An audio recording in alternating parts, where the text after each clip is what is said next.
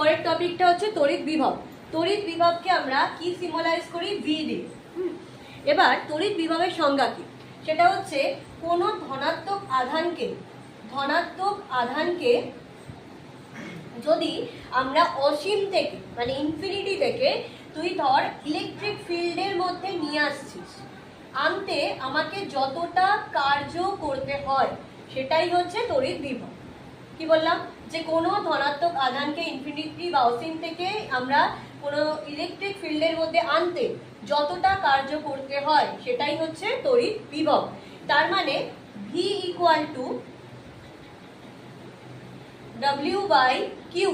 Q মানে কি? Q মানে কি বোঝায়? কিউ হচ্ছে আধান, আর W মানে কি বোঝায়? কার্যের পরিমাণ। তাহলে V equal to W by Q,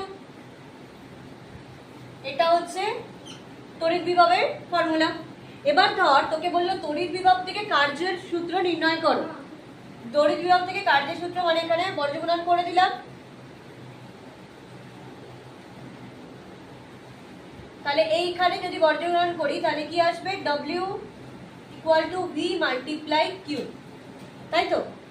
এখানে বর্গমূল করলে W equal to V multiply Q, এটা কি